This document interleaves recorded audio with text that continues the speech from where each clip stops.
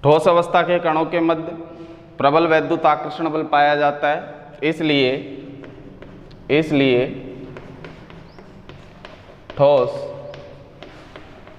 दृढ़ या मजबूत होते हैं। पहला सामान्य गुणधर्म हो गया इसका। दूसरा गुणधर्म हमने इसी की परिभाषा के अंदर नोट किया था कि इनके पदार्थ के कण एक दूसरे से न्यूनतम दूरी पर स्थित होते हैं, तो ये भी इसकी प्रॉपर्टीज हो गई, गुणधर्म हो गया। तो सेकंड पॉइंट भी हम यही लिख देंगे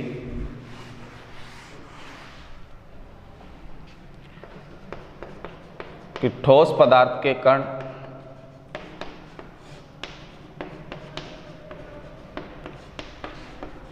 न्यूनतम दूरी पर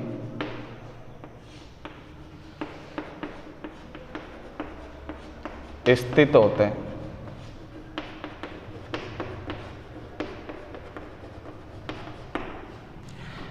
ठोस के गुणों में आप भी सोच समझ के लिख सकते हो कि ठोस होते हैं जो असंपीड्य प्रकृति के होते हैं। असंपीड्य का मतलब जिसे दबाया नहीं जा सके, अर्थात ये कौन सी प्रकृति के होते हैं? असंपीड्य होते हैं। तो तीसरी प्रॉपर्टीज हम लिख देंगे कि ठोस असंपीड्य, असंपीड्य का मतलब जिसे दबाया नहीं जा सके।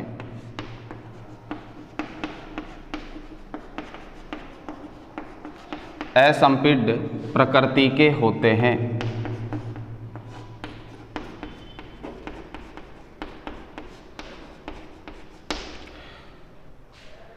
फोर्थ प्रॉपर्टी जिसकी हमने एग्जाम्पल के थ्रू समझी थी कि ठोसों का आकार भी निश्चित होता है वह आयतन भी निश्चित होता है। तो फोर्थ प्रॉपर्टी लिख देंगे हम कि ठोस पदार्थों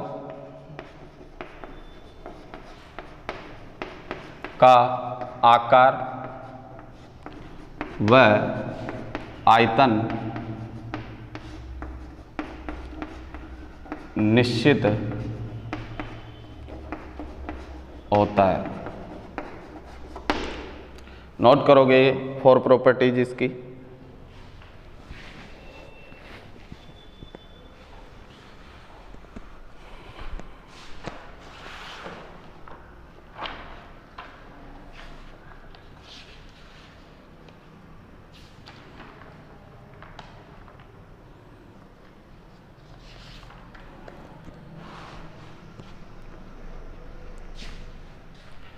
इसके बाद 5th पॉइंट के अंदर हम लिख सकते हैं कि ठोसों में सामान्यतः विदलन का गुण नहीं पाया जाता है। विदलन का तात्पर्य क्या है? विदलन का मतलब होता है धारदार हथियार से किसी पदार्थ को काटना। जिस पदार्थ को धारदार हथियार से काटा जा सकता है उसे हम विदलन का गुण कहते हैं। विदलन का मतलब होता है काटना। क्या हम ठोस को आसानी से काट सकते हैं? तो जनरली हम बात करें सामान्यतः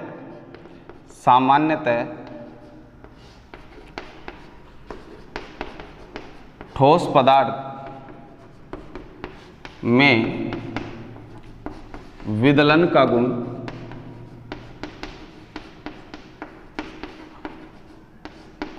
बहुत कम होता है।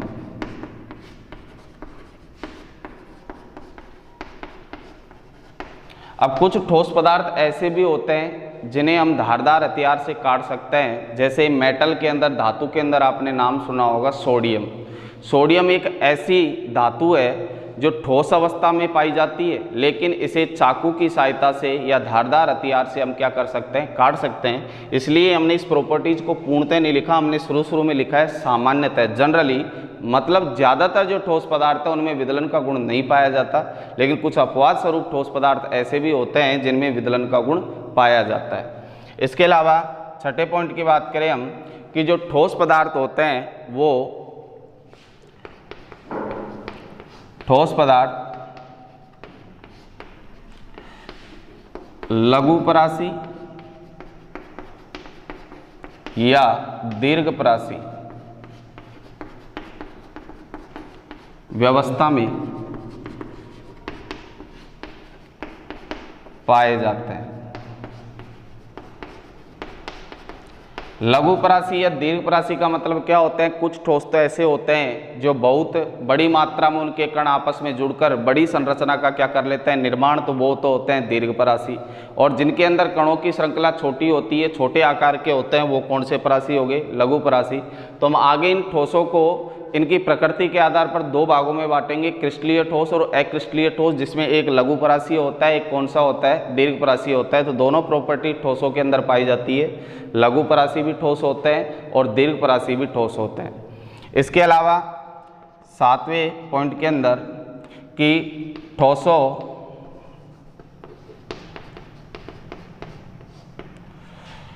में क्रिस्टलीय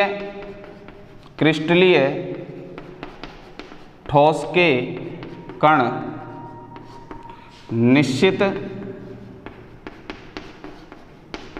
आकार या ज्यामिति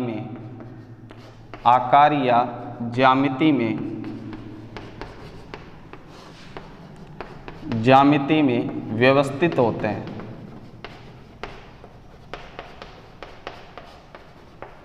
जबकि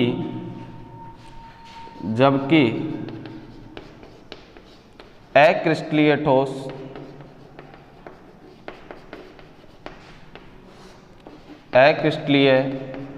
ठोसों की ज्यामिति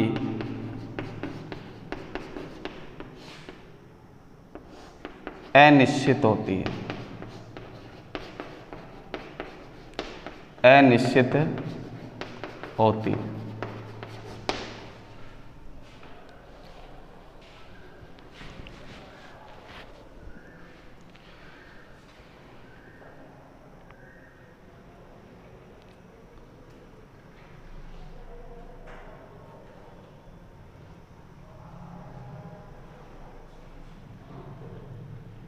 इसी के बाद जो क्रिस्टलीय और अक्रिस्टलीय ठोस होते हैं, जिसमें क्रिस्टलीय ठोसों को वास्तविक ठोस कहा जाता है, अक्रिस्टलीय ठोसों को आभासी ठोस कहा जाता है।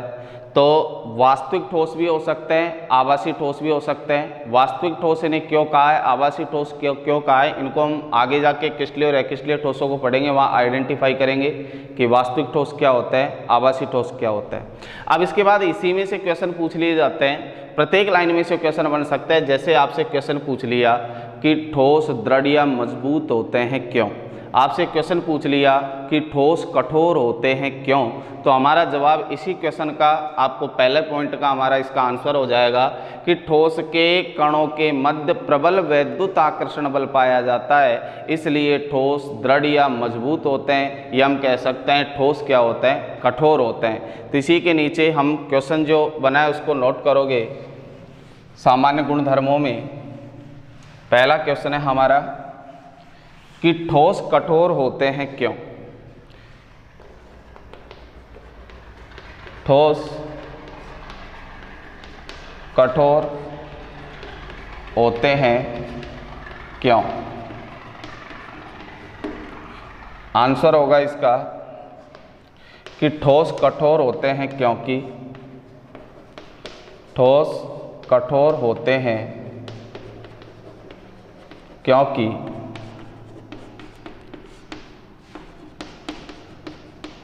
ठोस के कणों के मध्य प्रबल वैद्युत आकर्षण बल पाया जाता है।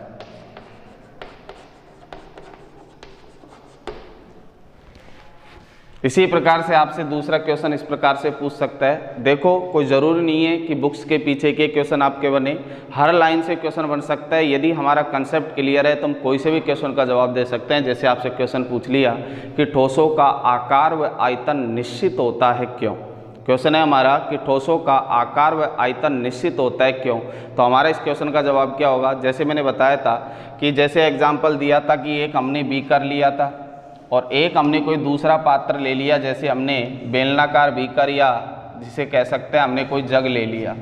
अब हमारे पास कोई ठोस पदार्थ, आपने उदाहरण लिया था ठोस के अंदर कि 1 किलोग्राम की कोई बॉल है और बॉल कैसी होती है, गोल होती है। मैंने इस बॉल को उठाकर इस बीकर में रखा, ये 1 किलोग्राम की कोई क्या है, बॉल है, और इसी बॉल को उठाकर मैंने इस बेलनाकार पात्र के अंदर रख दिया, वो यहाँ हमारी 1 किलोग्राम की वही बॉल हो गई। अब मुझे बता सकते हो कि जब मैंने इस बीकर में रखा तो बॉल का आकार यहाँ भी गोल था और यहाँ भी गोल है। किसी भी पात्र में रखो, बाल्टी में रखो, जग में रखो, टेबल पर रखो, कुर्सी पर रखो, तो क्या ये बॉल अलग अलग जगह पे रखने पर इसके आकार में कोई परिवर्तन आएगा क्या? नहीं। अर्थात ठोस कोई सा भी हो, जनरली सभी ठोसों का आकार क्या होता है, निश्चित होता है। दूसरी बात हमने की थी कि ठोस आकार तो निश्चित होता है लेकिन ठोसों का आयतन निश्चित होता है। क्यों? तो ठोसों का आयतन निश्चित, आयतन का मतलब हो गया घेरा गया स्थान या उसके द्वारा कितना स्थान घेरा गया है वो उस पदार्थ का क्या कहलाता है, आयतन। मीन्स एक प्रकार से हम प्रॉपर्टीज उसके मास या द्रव्यमान की बात कर सकते हैं। जितना स्थान इस बॉल ने यहाँ घेरा है उतना ही स्थान यहाँ घेर रही है, उतना ही स्थान हम टेबल पर रखेंगे तो भी उतना ही स्थान घेरेगी, उतना ही स्थान हम किसी अन्य पात्र में रखेंगे तो वहाँ भी उतना ही स्थान घेरेगी। अर्थात ठोस का आकार भी निश्चित होता है और आयतन भी निश्चित होता है। जबकि मैंने क्या बताया था कि द्रव का आकार निश्चित नहीं होता लेकिन उसका आयतन क्या होता है, निश्चित। अब जैसे हमने द्रव के अंदर एग्जाम्पल लिया था क्या, वाटर, जल। अब मैंने इस जल को 1 लीटर जल ले लिया हमने और 1 लीटर जल को इस बीकर के अंदर भर दिया। अब इस 1 लीटर जल को मैंने इस जग के अंदर भर दिया। अब मुझे बताओगे जब मैंने इस बीकर के अंदर जल को भरा तो इस जल ने किसका आकार ग्रहण कर लिया, इस पात्र का आकार ग्रहण कर लिया। अब मैंने इसी जल को इस जग के अंदर भरा तो इसने किसका आकार ग्रहण कर लिया, जग का आकार ग्रहण कर लेगा। जब मैंने जल को बाल्टी के अंदर भरा तो जल किसका आकार ग्रहण कर लेगा, बाल्टी का। तो क्या मुझे बता सकते हो द्रव का आकार निश्चित रहा क्या? नहीं।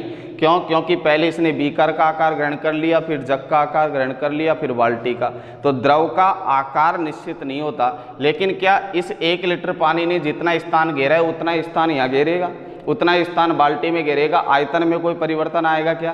तो इसका मतलब द्रव का आकार अनिश्चित होता है लेकिन आयतन क्या होता है, निश्चित। जबकि ठोस का आकार व आयतन दोनों क्या होता है, निश्चित होता है। तो हमारा सेकंड नंबर का जो क्वेश्चन था वो क्वेश्चन ये है, क्वेश्चन नंबर 2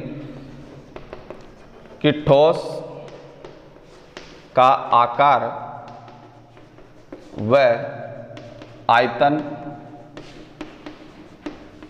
निश्चित होता है क्यों? निश्चित होता है क्यों? तो इसका जवाब होगा हमारा कि ठोस के कणों के मध्य प्रबल वैद्युत आकर्षण बल होने के कारण, प्रबल वैद्युत आकर्षण बल होने के कारण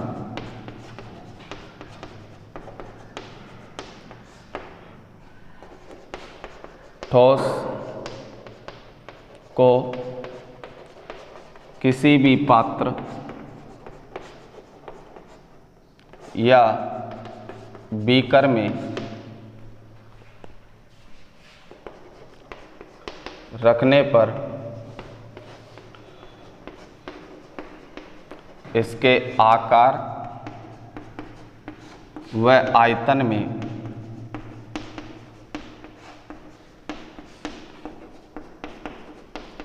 कोई परिवर्तन नहीं आता है, कोई परिवर्तन नहीं आता है।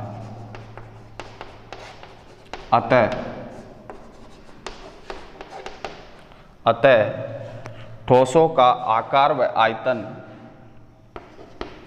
अतः ठोसों का आकार व आयतन निश्चित होता है।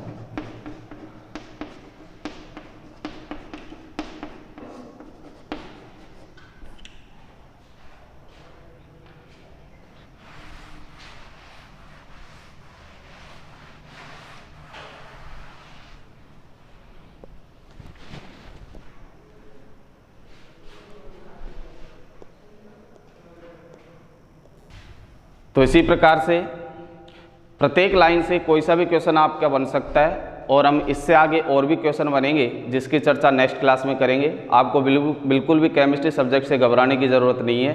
केमिस्ट्री सब्जेक्ट के सभी कंसेप्ट आपको आसानी से क्लियर करा दिए जाएंगे। आज की क्लास के लिए धन्यवाद। जय हिंद, जय भारत।